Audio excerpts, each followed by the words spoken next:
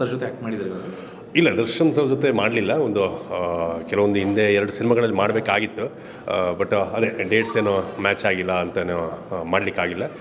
But ತುಂಬ ಆಸೆ ಇದೆ ದರ್ಶನ್ ಸರ್ ಜೊತೆ ಆ್ಯಕ್ಟ್ ಮಾಡಬೇಕು, ಎಲ್ಲ ನಟರ ಜೊತೆ ಮಾಡಬೇಕು ಅಂತ ಆ್ಯಕ್ಟಿಂಗ್ ಮಾಡಬೇಕು. ಸುದೀಪ್ ಸರ್ ಜೊತೆ? ಸುದೀಪ್ ಸರ್ ಜೊತೆನೂ ಇಲ್ಲ, ನಾನು ಮ್ಯಾಕ್ಸಲ್ಲಿ ಮಾಡಬೇಕಾಗಿತ್ತು.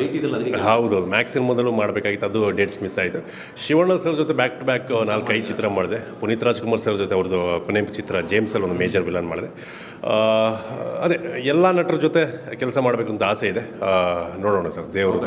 ಹೌದು ಹೌದು, ನಿಮ್ಮ ಹೈಟಿಗೆ ಕೇಳಿದೆ ಅಷ್ಟೇ. ಹೌದು ಹೌದು ಹೌದು. ಬಟ್ ಇವಾಗ ಈಗ ದರ್ಶನ್ ಸರ್ ಬಗ್ಗೆ ಮಾತಾಡೋದಾದ್ರೆ, ಸೊ ಈಗ ಈ ಒಂದು ಪ್ರಕರಣದ ಬಗ್ಗೆ ನಿಮ್ಗೆ ಏನು ಅನಿಸುತ್ತೆ ಒಬ್ಬ ನಟನಾಗಿ?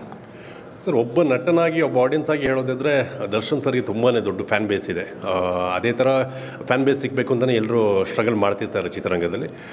ಅದೇ ಆದಷ್ಟು ಬೇಗ ಅವರು ಹೊರಗಡೆ ಬಂದು ಮತ್ತೊಮ್ಮೆ ಮತ್ತೆ ಖುಷಿ ಪಡಿಸಿ ಎಲ್ಲ ಫ್ಯಾನ್ಸ್ಗಳನ್ನು ಖುಷಿಪಡಿಸಲಿ ಅಂತ ನಮ್ಮದು ಆಸೆ ಸರ್.